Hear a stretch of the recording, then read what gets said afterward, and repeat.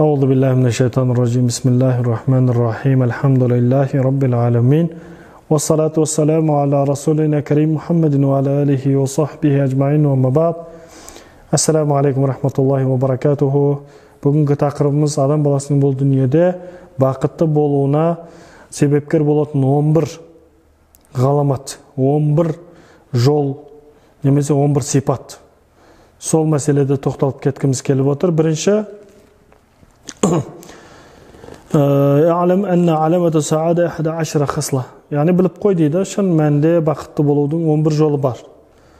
Біріншісі, «Ан якуна захидан фи дуния ва рагибан фил ахира». Яғни, «Ан якуна захидан фи дуния». Бұл дүниеден зүхд қылу керек. Яғни, бұл дүниені қатты берілмей, бұл дүниені тастау, бұл дүниеге кірмеу. Және «Ва рагибан фил ахира». Және ақыретті қалау, ақыретке деген жаңағы сағыныш болуды айтып жатыр. Енді бұл жердегі тура мағынасы жаңағы. Енді айякуна захидан фи дуния, бұл дүниеден ұзақ болу керектігі адам баласының жүрегінің тазалығына алып келеді. Адам баласы әрдайым бұл дүниеде бір нәрсеге мұқтаж, бір нәрсесі жетпей тұрады. Болса да тағы да бір нәрсесі болғанды қалап тұрады. Сондықтан қай уақытта адам баласы бұл дүниені жүрегінен шығарып тастайды, сол уақытта бұл адам бақытты. Одан кейін ақыретке деген жаңағы сағынышы, ақыретке деген сағынышы ұлы жаратушы Раббил Аламиннің рахмет мейіріміне бөлену. Яғни ұлы жаратушымен жүздесу мәселесі. Сондықтан бұл жердегі бірінші сифат адамның дүниедегі бар затты тәрк етіп ақыретке деген сағынышы, яғни қалауы болу. Екіншісі, айякуна химмату фи ибадати ва тилаватил Құран. Және сол адам баласының химмасы, яғни оның негізгі мақсаты, немесе барлық қайғысы, немесе барлық ойлайтын ойы жаңағы Құран болу керек. Құран ол Алла Тағаланың жер бетіне түсірген кәләмі, Алланың сөзі. Яғни оны оқыған кезде оның ішіндегі Алла Тағаланың момындарды жәннатпен сүйіншілейтіндігі, және Алла Тағала жақсы сізге амал жасағандардың қарымын жақсылықпен қайтаратындығы, сауап, мол сауап жазылатындығы келтіріледі. Және Құран-ел Кәримді оқыған кезде Алла Тағала адам баласына бағыт-бағдар көрсетіп қояды. Ненің адал екеніне, ненің арам екенін Алла Тағала көрсетіп қойған. Өмірдегі барлық адам баласының басынан өтетін мәселелердің барлығы осы Құранда қамтылған. Үшінші, أن يكون قليل القول فيما لا يحتاج. Яғни аз сөйлеу. Өзіне керек емес нәрсеге қатыспау. Яғни өзіне керек емес нәрсе туралы сөйлеудің қажеті жоқ деп жатыр. Қай уақытта біз бақытсыздыққа ұшыраймыз? Өзімізге жаңағы тиселі емес нәрсеге кірген кезде біз не біреудің ақысына кіріп кеткен болып жатамыз. Сондықтан өзімізге тиселі емес нәрсеге, бізге қатысы жоқ нәрсеге кіріспеу және ол туралы әңгіме қозғамау адамды бақыттылыққа апарады. Төртінші, адам баласы Алла Тағаланың әмір еткен күнделікті фарыз болған 5 уақыт намазға бекем болуға тырысу керек. Өйткені шын мәнінде намаз адам баласын жамандықтардан тыяды. Алла Тағала қасиетті Құранда айтады: «Инна салата танха анил фахшаи вал мункар». Шын мәнінде намаз жамандықтардан тыяды. Олай болатын болса, адам баласы әр намаз оқыған сайын оның кінәларын кешірілумен қатар кінә істеуден, яғни өзін сақтап тұрады. 5 уақыт намаз.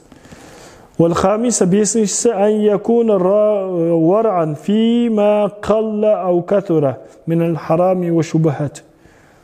Яғни сақ болу керек дейді. Яғни тақуа болу керек. Бұл адам қандай? Харам заттардан, яғни шубахат, яғни күмәнді болған заттардан, аз болсын, көп болсын, бұндай заттардан сақ болған дұрыс дейді. Тақуалықты арттыру керек бұл жерде. Одан кейін алтыншысы, әс-садисе ан такуна сухбату ма'a салихин. Және бұл адамның тағы да бір бақыттылыққа жетелейтін жол, ол салихалы, тақуа адамдармен сұхбат қылу. Солардың мәжілісінде отыру, солармен көп байланыста болуы адамды бақыттылыққа жетелейді. Жетінші, ayyakunu mutawadigan gayr mutakabbir. Жетіншісі кішіпейіл болу. Яғни тәкаппар болмау керек екендігі айтып жатыр. Қазақ жақсы сөз бар. Қазақта ұлық болсаң, кішік бол дейді. Олай болса, әрдайым кішіпейіл болған адам, Алла тағала ол адамның дәрежесін жоғарылатады. Сондықтан бақытты болудың бір жолы кішіпейіл болуы керек. Тәкаппар ол адам баласына жараспайтын дүние. Тәкаппарлық. Сегізіншісі уәттәмина айякуна сахиян кариман. Сегізіншісі қолдан келгенше жомарт болу. Яғни атымтай болу. Қолынан келгенше жақсылық жасау. Садақа беру, жетім жесірлерге қол ұшын созуы, мұқтаждардың мұқтаждығын өтеп беру. Қолынан келгенше жомарт болуға тырысу. Бұл адамды бақытты жолға не қылады? Жетелейді. Тоғызыншысы айякуна рахиман бима халақаллаху таала. Яғни Алла тағаланың жер бетіне жаратқан барлық жаратылысына рахымды болуы. Сондықтан бұл жерде айтады ғой, кімде-кім жер бетіндегі жаратылысқа рахым қылса, оны жер мен әлемді жаратқан Алла Раббым Алла ол адамға рахым қылады дейді. Сондықтан рахымды болу керек. Ол жаңағы адам баласына болсын, мал хайуанға болсын, жан-жануарға болсын, өсімдікке болсын. Яғни Алланың жаратқан жаратылысына рахымды болу керек екен. Бұл адамды бақытты жолға жетелейді. 10-шы және 10-шысы адам баласына пайда беретін болу керексіз дейді.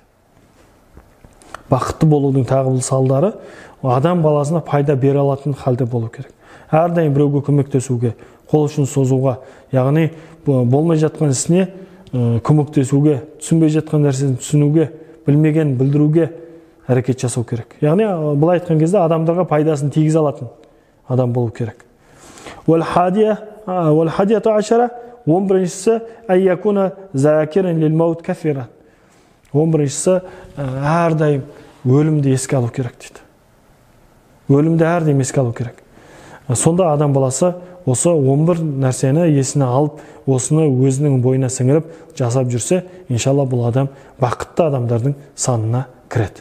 Алла тағала иншалла сіздер мен біздерді екі дүниеде жүзімізді жарық етіп, екі дүниеде Алланың риза болған құлдарынан болуды нәсіп етсін. Аллахум раббана атина фид дуния хасана ва фил ахирати хасана ва қина азабан нар. Ассаламу алейкум ва рахматуллах.